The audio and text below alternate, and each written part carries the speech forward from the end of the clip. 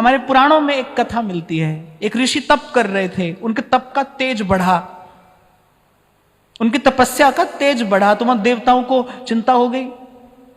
देवताओं को चिंता क्यों होती है? क्योंकि वो दुर्बल है भीतर से। क्यों दुर्बल है?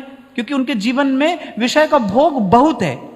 जब जीवन में विषय का भोग बहुत होगा तो बाहर से भले लिपा पुता हुआ व्यक्ति दिखाई दे, पर वो भीतर से बहुत दुर्बल होता है। ध्यान करना, वो भीतर से बहुत दुर्बल होता है।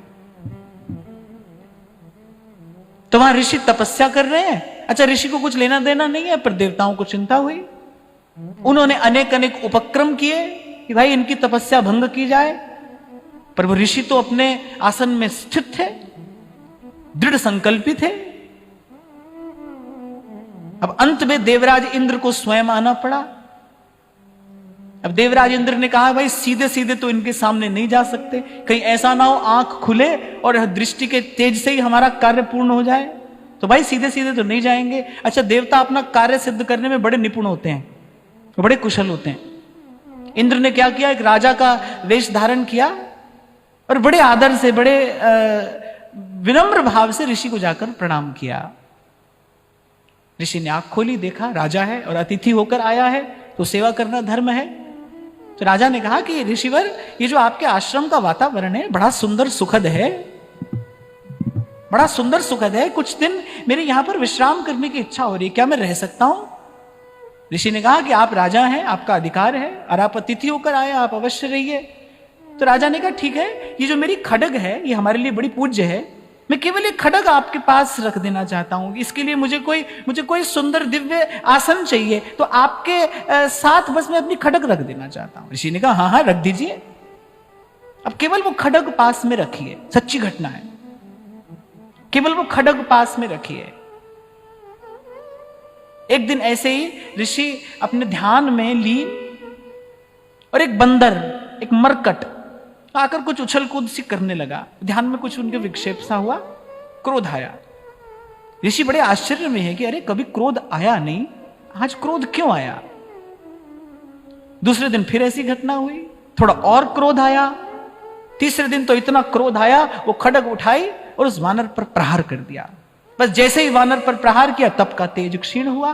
काम हो, क्रोध हो, इनका जो वेग होता है ये आपकी शक्ति क्षीण कराता है। विषय का भोग करने के बाद व्यक्ति निस्तेज पड़ जाता है कि नहीं पड़ जाता है? शक्ति क्षीण होती है ना। यदि कल हमने चर्चा की थी ना, भक्ता की चाल निराली केरी बिखम मार्ग चलना, कठिन मार्ग पर चलना है तो शक्ति का संचय करना पड़ेगा। यहां भले बुरे का प्रश्न नहीं है, यहां पाप पुण्य का प्रश्न नहीं है, विषय भोग से पाप होता है प्रश्न ये नहीं है।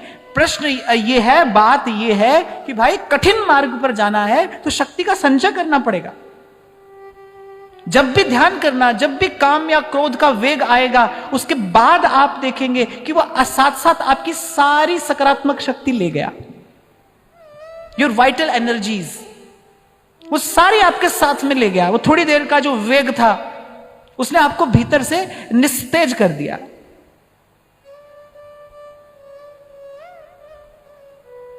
कल भी मैंने आपको कहा था ना, आप केवल दिखाई नहीं देते हो, यहां पर आपका आभा मंडल भी कुछ कहता है, आपके मुख की आभा प्रभा भी कुछ कहती है। आपका चिंतन कैसा है, आपके जीवन में शक्ति का संचय है कि नहीं, ये आपका मुख मंडल बता देगा। आपको देखकर जाना जा सकता है कि आप अपने जीवन में शक्ति का सदुपयोग कर रहे हो, दुरुपयोग कर रहे हो, व्यय कर रहे हो या अपव्यय कर रहे हो या संचय कर रहे हो। क्योंकि बिखम मार्ग चलना, तो बस जैसे ही वो क्रोध का वेग आया, उनके तप का तेज क्षीण हो गया। और बस यही देवता चाहते थे, किसी प्रकार इनके तप का तेज क्षीण हो जाए। ये सब हुआ कैसे? केवल वो वस्तु का जो संग था ना, उसके कारण मन में ये विकार उत्पन्न हुआ। तो केवल व्यक्ति का संग ही कुसंग नहीं होता, वस्तु का संग भी कुसंग होता है।